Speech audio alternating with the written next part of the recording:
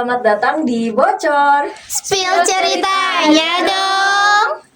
Oke, kali ini kita balik lagi di episode ketiga bersama dengan bintang tamu baru yang gak kalah keren daripada sebelum-sebelumnya. Siapa tuh? Boleh gak sih memperkenalkan dirinya? Spill. Halo guys, kenalin aku Cindy Nur Apriliani. Sekarang aku lagi sibuk kuliah di Institut Kesehatan Immanuel Bandung sebagai mahasiswa kebidanan. Hai. Oke, sama namanya Cindy ya. Karena Cindy ini tuh berarti belakangan ini sibukannya apa sih? Kalau sekarang sih karena sekarang udah semester 4 dan lagi sibuk-sibuknya karena aku lagi udah 3. Sekarang sih paling kesibukannya selain dari ngampus ngerjain tugas sih. Kalian tugas, berarti tugas apa sih yang paling berat? Yang paling berat sih kebetulan aku kan sekarang ikut hima dan dipercayai buat jadi ketua hima. Nah itu sih menurut aku menurut aku itu tantangan buat aku gitu, karena aku kan pertama kali juga jadi ketua gitu. Walaupun emang sebelumnya di SMA tuh aku ada beberapa pengalaman. Udah ikut organisasi juga. Awalnya gimana sih bisa sampai memutuskan buat kepanitiaan? Berarti sebelumnya udah pernah ikutan kan? Iya, jadi gini, aku tuh sebenarnya waktu SMA tuh udah sibuk banget. Kayak ikut ini, A, B, C, D, pokoknya semua eskul tuh kalau bisa aku cobain gitu prinsipnya. Karena emang buat mempersiapkan nanti aku tuh kuliah mau kemana sih, jurusannya apa gitu. Makanya aku mempersiapkan gitu dari SMA. Ya, aku SMA ikut beberapa eskul, PMR, terus Rohis juga masuk, terus musik juga masuk, terus Padus juga masuk. Iya.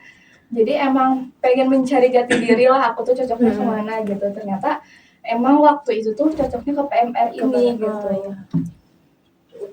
Itu mulainya yang memutuskan untuk kepanitiaan. Itu waktu pertama kali jadi panitia nih, ada rasa deg-degan gak sih?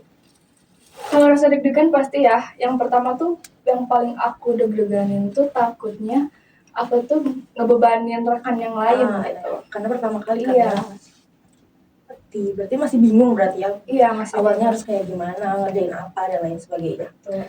Kalau menurut kamu nih, ada nggak sih perbedaan kayak ekspektasi sama realita waktu lihat orang jadi panitia pas kamu jadi panitia?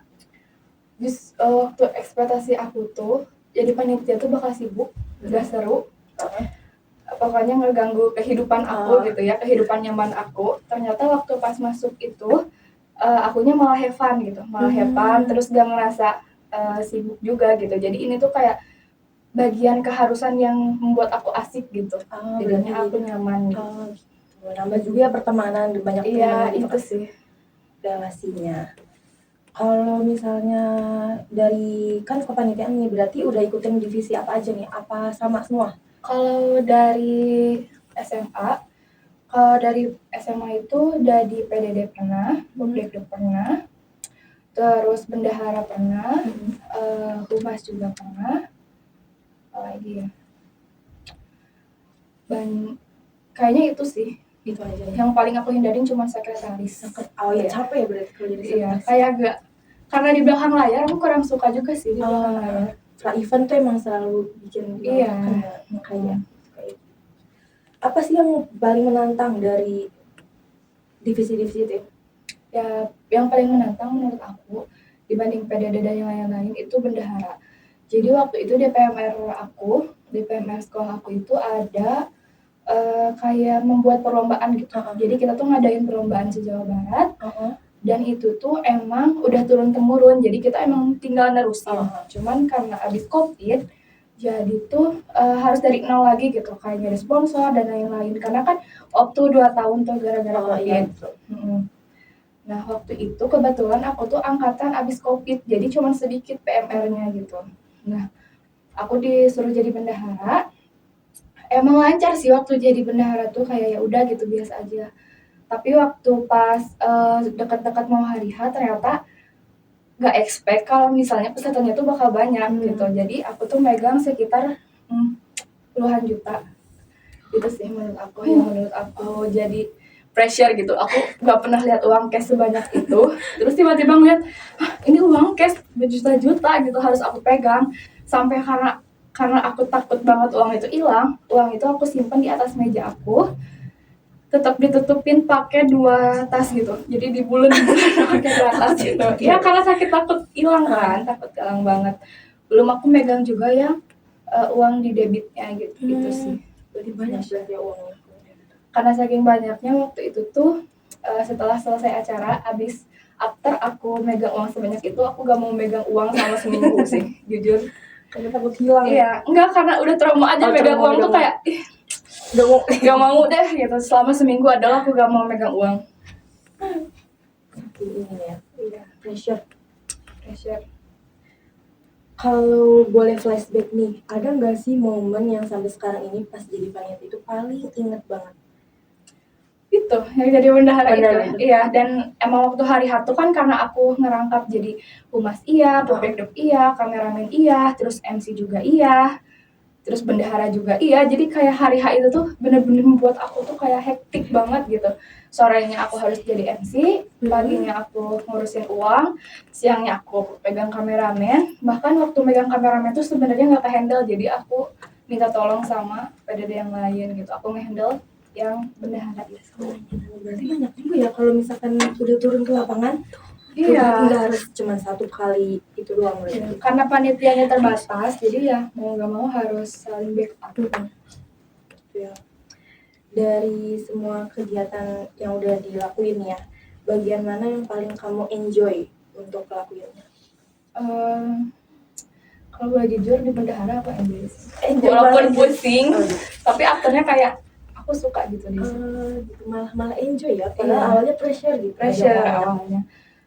Ya, Kayak gitu. aneh juga sih sebenarnya. Tapi waktu pas ngalamin waktu pas megang uang beberapa juta itu, ya emang pressure sampai gak mau lagi. Cuman after si acara selesai, oh ternyata aku kangennya pengen lagi gitu jadi bendahara. Ada perasaan itunya berarti. Iya, aneh emang. Tapi sekarang udah ada job lagi, bukan job, jadi tugas lagi jadi bendahara belum? Gak ada, karena aku sekarang jadi ketua hima, jadinya ya aku cuman ya jadi iya. Gimana sih perasaan jadi ketua?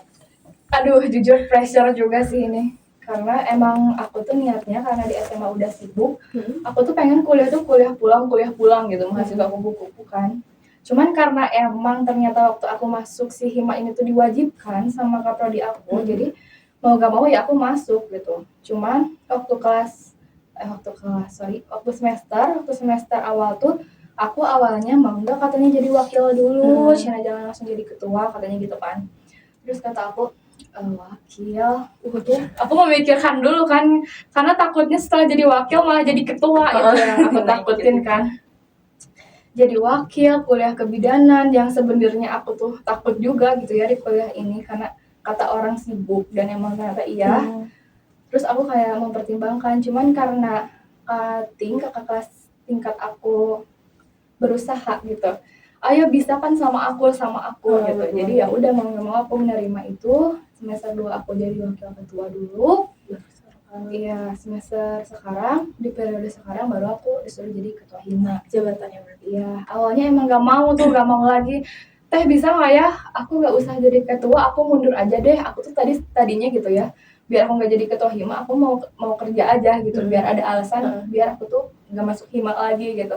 Tapi ternyata kalau kerja juga menurut aku capek juga, kata aku, apalagi ketemu orang baru juga kan belum tentu nantinya aku nyaman. Jadi aku milih lah buat ya udahlah mau nggak mau aku jadi ketua hima gitu, karena kebetulan yang nyuruh juga itu kaprodi langsung gitu, makanya aku nggak bisa menolak kan. Ini kalau nolak nilai aku aman gak ya gitu kan, pokoknya banyak pertimbangan lah, jadinya ya udah aku jadi ketua hima, tapi aku akalin si prokernya emang gak banyak sih gitu. Jadi biar nggak ganggu belajarnya juga. Iya, dan aku usahain si prokernya itu ada yang bakal, jadi nanti tuh kita semester ini tuh bakal ada penyuluhan gitu. Jadi si penyuluhan ini aku masukin ke proker hima biar disatuin gitu, tugas iya, penyuluhan gitu, proker iya gitu. Iya, jadi ini apa namanya, langsung gitu, aku gak usah pusing mikirin yang lain. Selama jadi panitia ini ada nggak sih yang membantu atau kayak menemani kamu gitu supaya nggak stres banget? Kalau pacar gak ada ya, harus jomblo. Teman paling ya, teman. Kamu contohnya? gitu. Pernah gak sih ada hal tersulit gitu dalam kan bekerja tim nih? Iya. Ada nggak sih hal yang bikin kamu jadinya males gitu di kerja tim kayak gini? Jujur karena yang paling males tuh sifat orang sih. Hmm. Sifat orang tuh kayak bikin kadang akunya tuh baterai aku tuh 0% gitu.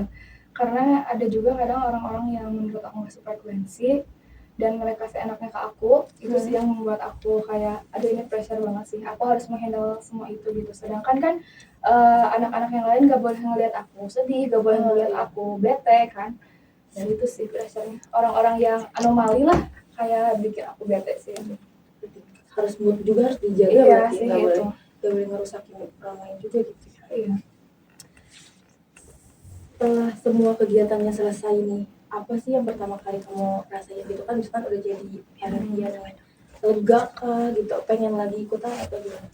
Kayaknya lega sih. Lega. Yang pertama aku rasain lega sih, sama kayak oh ternyata aku bisa yang ngelewatin ini semua gitu. Padahal berat ya gitu. Padahal kayak ini tuh keluar dari zona nyaman aku. Kalau dibandingkan sebelum jadi panitia sama sesudah jadi panitia nih, ada gak sih perubahan dari dalam diri kamu gitu? Kalau perubahan dari aku pasti ada banget ya, karena waktu SMP tuh sebenarnya aku introvert parah. Jadi kayak circle aku di SMP juga ya udah segitu-segitu aja gitu. Semenjak masuk SMA ini yang tadi aku ikut eskul ini A B C D, jadinya aku ya bisa extrovert kayak gini gitu, ngomongnya jadi bisa terlatih lah, jadinya gak gampang minder kalau di depan banyak orang gitu sih. Pernah gak sih ada pengalaman yang paling membekas gitu? Yang paling membekas lagi-lagi Bendahara. yang lomba itu lomba. sih, karena kan yang lomba itu bukan jadi bendahara doang ya. Aku jadi MC juga. Dan kebetulan aku tuh emang udah 3 kali berturut-turut jadi MC juga. Jadi bulan kemarin aku habis jadi MC juga dari acara itu gitu. Kalau boleh tahu acaranya tuh apa sih namanya? Mawilaga. Jadi Madya Wira Berlaga itu adalah lomba PMR. Jadi PMR SMP maupun SMA nanti dilombain, ada beberapa macam lomba gitu. Biasanya setelah lomba itu bakal ada kayak acara hiburan gitu. Kayak ada acara hiburan. Nanti sorenya tuh kita sebagai MC bakal ya itu kayak ada nyanyi, terus ada bintang tamu. Kalau kemarin sih ngundangnya DJ, makanya kayak asik gitu. Seru banget berarti. Seru gitu. Kemarin salah satu tes seru sih. Dari kamu jadi MC ya 3 kali itu. Iya. Dari semua ini terakhir deh. Dari semua kepanitiaan yang pernah kamu ikuti, mana yang paling membekas sampai sekarang? Yang bikin kamu tuh pengen ngerasain suasana itu lagi? Lagi. Walaupun waktu itu stres banget gitu ya, banyak problemnya juga, sama kayak banyak banyak pro kontra dari ketua gimana, dari wakilan gimana, belum panitia yang lain kayak gimana. Tapi karena itu kita tuh jadi bisa kayak keluarga gitu, bahkan sampai sekarang kayak bukber masih ngumpul, grup masih aktif. Jadi ya itu serunya gitu. Angkatan aku tuh emang bisa disebut angkatan yang suka saling ngejek tapi solid gitu. Itu sih seru. Jadi paling berkesan tuh itu Ya, ya, paling berkesan itu. Mawilaga itu ya.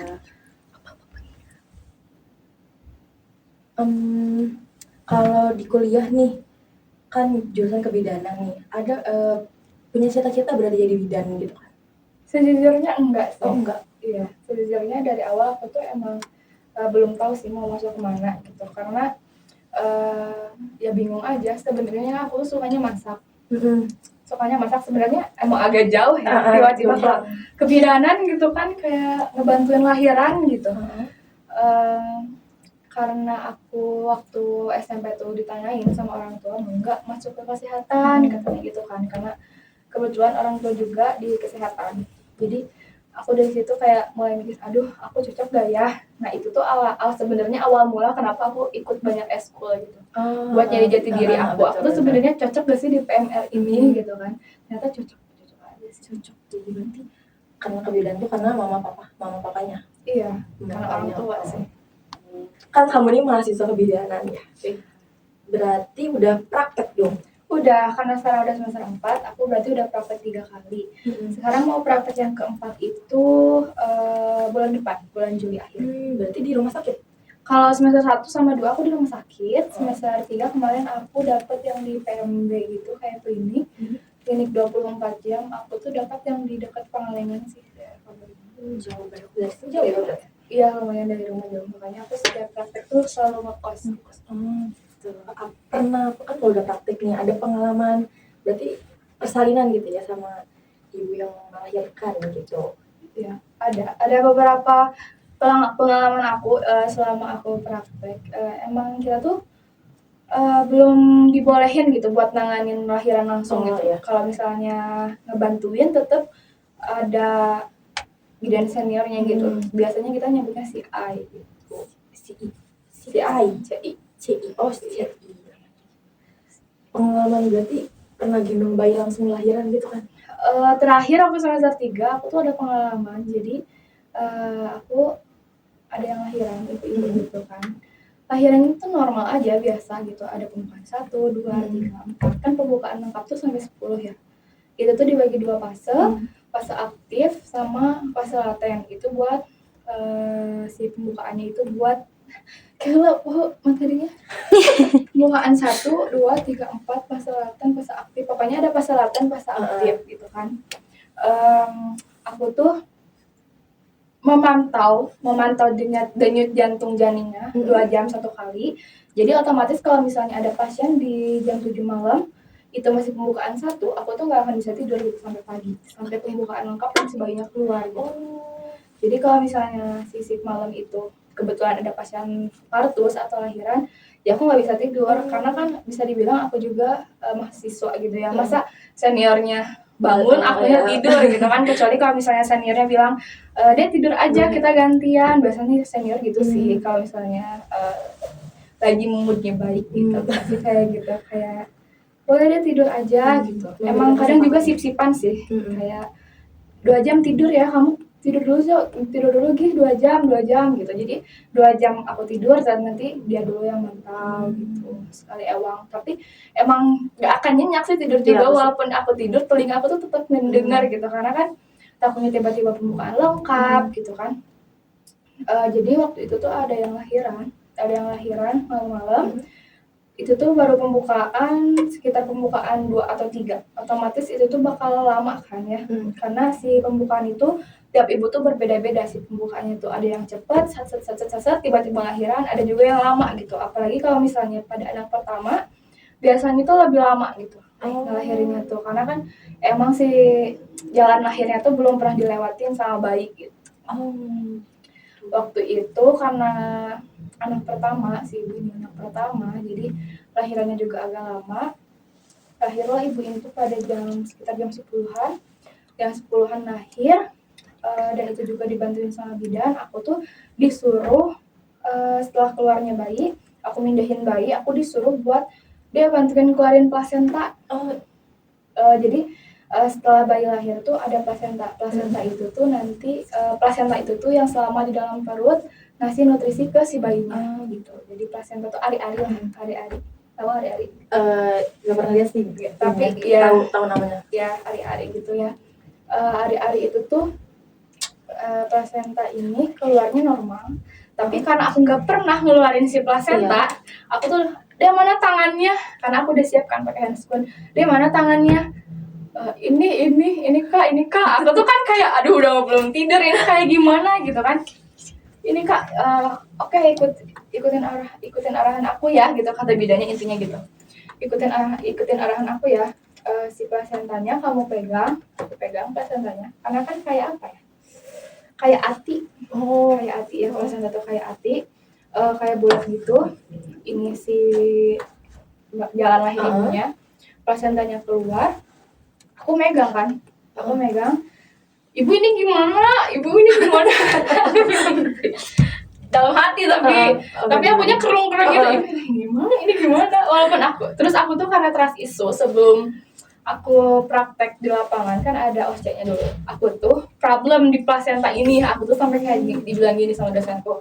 Kamu kalau kayak gini caranya gak akan lulus. Kayak gitu, aku digituin kan sama dosenku. Waktu itu makanya jadi pressure juga ke aku, ini gimana plasentanya, takut salah ambil, takut salah lagi.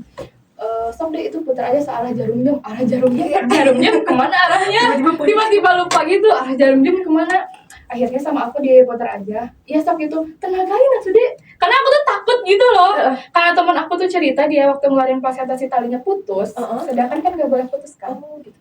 Aku tuh jadi takut juga, kayak ke pressure juga, aduh aku takut juga nih putus gitu kan.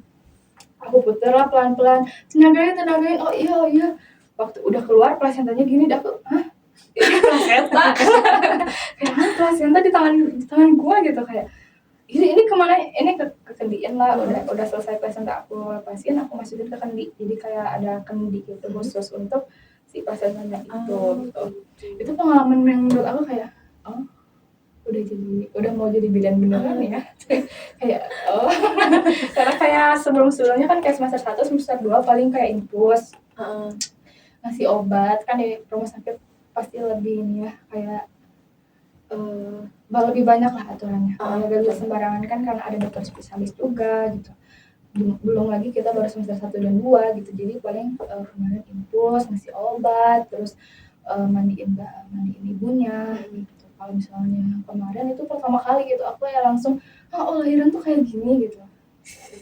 Terus aku kayak ngeliat dari pembukaan 1 sampai pembukaan lengkap gitu kan, dari si bayinya udah kelihatan sampai kelihatan gitu, dari aku pembukaan dalam, dari aku cek pembukaan dalam, kayak pembukaan 2 segini, pembukaan 4 segini, pembukaan 7 tuh segini gitu kan. Kayak sebenarnya setelah aku ngeliat si persalinan normal ini, aku kayak langsung mikir, aku hamil ya, jadi aku lahiran jangan ya gitu.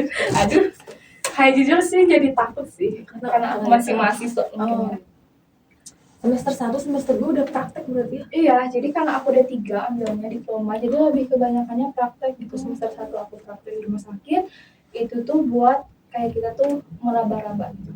Sebenarnya kebidanan tuh kayak gimana sih? Jadi kalau semester 1 tuh emang praktek, tapi nggak dikasih tugas yang berat gitu. Kayak tadi, coba deh ngasihin obat, tapi kan tetap ada bidannya di belakangnya. Obatnya juga kan dikasihin sama bidannya gitu, udah disiapin. Kita tinggal Perantara gitu ya? Iya, kita tinggal ngomong gimana caranya mengedukasi ke pasien biar si pasien itu minum obat gitu. Itu sih kalau semester 1.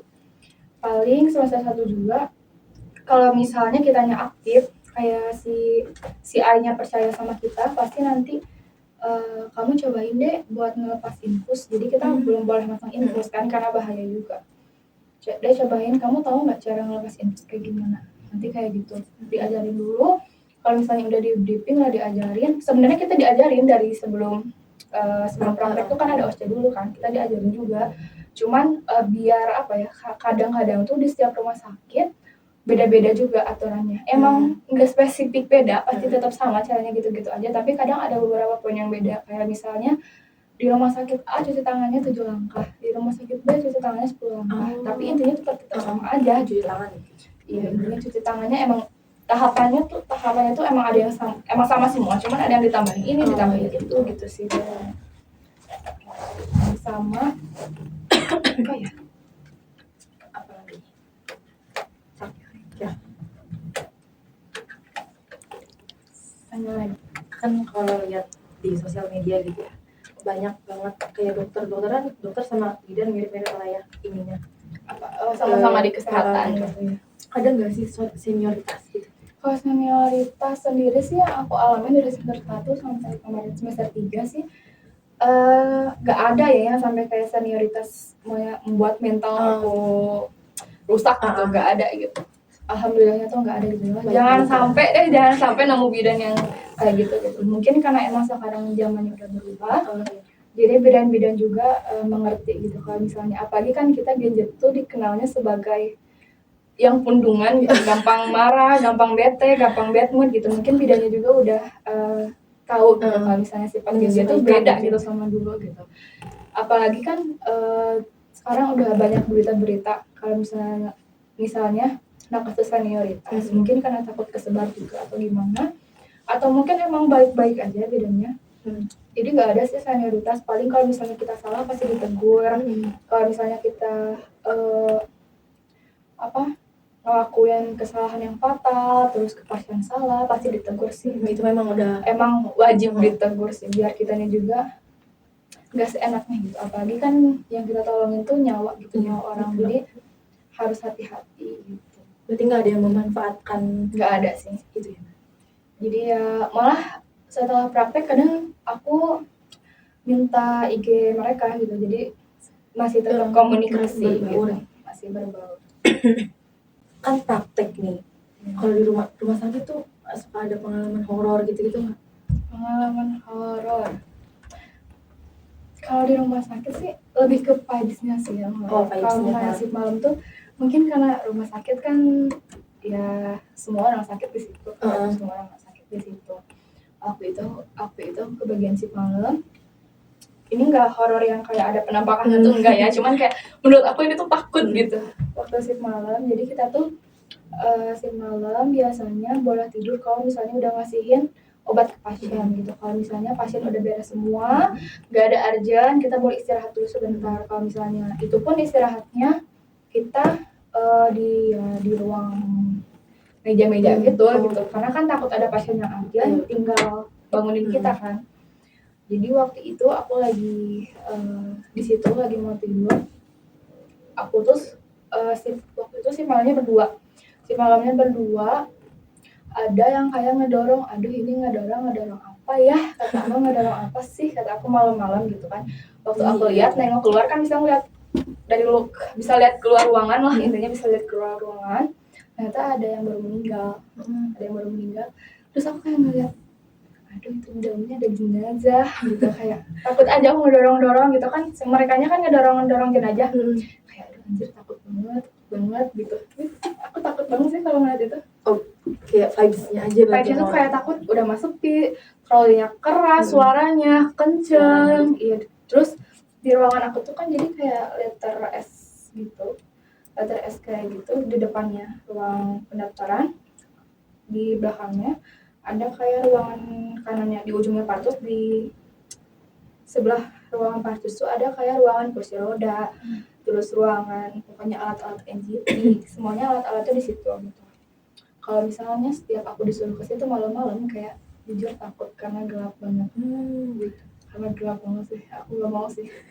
Pasti ada sampai gitu ya, nemu-nemu yang aneh-aneh. Iya, jangan sampai sih. Gak mau sih jujur. Sumpah aku sempat ngebayangin juga kalau misalnya nanti tiba-tiba gitu aku praktek, terus ada pasien yang amit-amitnya kayak minta bantuan ngelahirin, tapi ternyata itu bukan manusia. Aku takut banget sih kalau kayak gitu. Karena aku abis ngedengerin podcast orang lain yang pengalaman kayak gitu, jadinya kayak takut banget sih kalau misalnya seandainya aku ngalamin itu gitu, jangan sampai deh. Gak mau deh. Trauma itu aku pasti gak mau lagi. Ini pertanyaan aku sih, penasaran aja. Aku kan sering nonton drakor gitu ya. Mirip gak sih ke video drakor itu sama kejadian, maksudnya kayak medisnya gitu di? Mirip sih, hektiknya mirip sama. Hektiknya mirip, cuman kayak si isinya ada kayak materi-materi si dalam ceritanya tuh kadang ada yang salah gitu. Dibeda-bedain gitu. Cuman yang kemarin tuh tadi apa ya? Film drakor yang tentang Om Jin. Hospital Kan deh. Apa sih namanya? Resident Playbook. Iya, kalau itu mirip banget sih. Itu sama banget sama Mirip banget. Semua itu kayak ngeliat diri sendiri aja itu kayak hektik banget. Itu beneran kayak, terus kayak rasa waktu bayinya keluar, perasaan kita kayak sedihnya, terus terharunya itu mirip sih. Mirip banget. Berarti pernah megang bayi? Iya, aku paling suka megang bayi sih.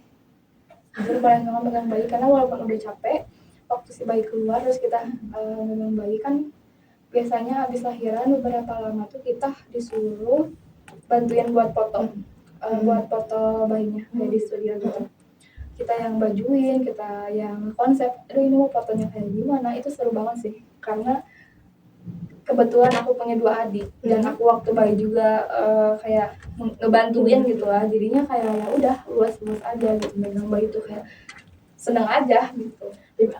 Perasaannya kayak, wah ini anaknya baru lahir banget. Iya kayak, aduh ini aku yang megang duluan nih dibanding ibunya gitu, bahkan ibunya juga kan belum ya. Terus yang paling aku suka tuh ngedukasi pasien sih juga. Walaupun kadang capek, apalagi kalau misalnya ada pasien yang ngeyel gitu, yang ngeyel, terus yang bete, terus yang kalau misalnya aku edukasi tuh tanggapannya nggak enak gitu sih. yang bikin bete. Tapi kalau misalnya si pasiennya bisa diajak ngobrol terus edukasinya seru, itu seru banget sih. Kayak ada satu pasien waktu itu dia tuh baik, ada ibunya, ditemani sama ibu sama suaminya. Si ibunya ini tuh kayak perhatian banget gitu sama aku. Mungkin karena tahu aku tuh yang praktek gitu, belum jadi bidan. Karena emang setiap aku mau tindakan biasanya ngomong dulu kalau misalnya kita tuh mahasiswa praktek gitu, suka dikenalin lah sama bidannya. Jadi waktu itu aku sampai, karena si ibunya ini deket banget, terus sama semalaman kita ngobrol. Jadi waktu sampai bayinya udah lahir, aku pulang, aku sampai pamitan aja ke keluarganya. Sampai kayak salim, Bu, saya pulang dulu ya, Bu, gitu. Oh iya, Neng, hati-hati, gitu, kayak lucu aja. Deket jadinya. Iya. Sama waktu itu, jadi kan aku tuh ada pasien, aku tuh disuruh dengerin denyut jantung janinnya. Karena aku tuh waktu itu baru beberapa kali memperiksa kayak gitu, aku tuh susah nemuin si jantung si janinnya gitu. Jadi di perut ibu tuh kan emang ada yang namanya palpasi gitu ya. Jadi aku tuh nge-level tuh kayak palpasi, ngeraba perut ibunya. Aku nentuin dulu kepalanya di mana, badannya di mana, sama punggungnya di mana. Biasanya kita tuh ngecek detak jantung janinnya di punggungnya gitu. Di punggung si bayinya. Jadi kan aku harus tahu punggung bayinya tuh di mana sih. Nah, aku tuh belum melihat gitu karena kan baru beberapa hari. Kebetulan waktu aku meriksa DJJ itu pasiennya tuh emang agak-agak lebih pintar gitu. Kayak tahu lebih peka gitu. Emang bagus sih pasiennya kayak gitu. Aku periksa lah denyut jantung janinnya. Aku tuh udah yakin. Oh di sini denyut jantungnya, denyut di sini. Aku kasih gel. Aku periksa. Aduh, dalam hati ini sih suara usus kayaknya. Kata aku, ini bukan usus suara. juga ada suaranya ya? Iya ada. Jadi kayak humming gitu, bukan kan biasanya kalau denyut jantung tuh iya kayak gitu kan. Ini sih suara usus, ini kalau aku pindahin kemana ya? Aku udah dalam hati gitu kan, mana aku tuh lagi sip sendiri di situ, nggak ada partner. Aduh, nggak tahu gimana ya. Terus si pasiennya, suaminya tuh ngomong gini, Dek, kayaknya itu bukan denyut jantung janin deh, Dek. Aku di situ mau banget sumpah. Oh iya ya. Karena aku kan kayak gak bisa bersuara, gak bisa berkata apa-apa karena emang aku tahu itu tuh bukan denyut jantung janin kan. Iya ya, bentar ya Pak, aku cari dulu. Kanan aku kiri, makin aku tremor, makin aku gak fokus lah pokoknya. Ada ini gimana ya? Terus kata si suaminya gini, ke bidannya dulu atuh Dek, katanya. Aduh. Takut dimarahin. Kata aku takut dimarahin kalau misalnya nggak bisa. Kata aku dalam hati kan, karena aku udah muter-muter si perut ibunya takut kedinginan karena kelamaan dibuka. Udahlah aku menyerah. Bentar ya Pak, saya ke bidannya dulu. Udahlah ke bidannya. Terus aku ke bidannya ngomong, aku gagal DJJ-nya Kak. Gimana gitu? Enggak sih, kayak kenapa Kak? Nggak tahu, kayak susah banget. Aku apa sih? Ya kayak deg-degan banget, kayak kadang menemu gitu kan. Gak apa-apa, untungnya baik sih. Untungnya baik kan aku udah bilang gak ada yang senioritas kan. Untungnya baik sih juga. Gak apa-apa kan, kamu baru beberapa kali, aku juga waktu itu kayak gitu kok. Untungnya dia ngomong kayak gitu kan. Udahlah sama dia, waktu sama dia ditempelin langsung tek. Nih, soal dia jadinya kayak gini ya Dek. Cerah. Iya Kak, dalam hati gue ya, kok dia bisa nemu gitu. Kata dia aku enggak, gitu ya kata dia aku enggak. Makinlah si pasien suami itu, nah kayak seolah-olah dia tuh ngomong, nah ini dia baru DJJ. belajar lagi deh. Itu nggak gini ya, nggak dimarahin sama pasiennya. Iya, kayaknya mengerti, cuman agak enak mungkin ya pasien kayak lama banget gitu. Kiranya nggak bisa, nggak usah gitu kayaknya dalam hatinya gitu.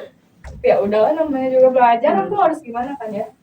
Setelah dari situ, setiap DJJ aku minta ditemenin sih. Takutnya keulang lagi kayak Takut salah lagi. Udah mau malam-malam gak konsen, ditambah kayak gitu, udahlah malah jadi nggak bisa tidur justru.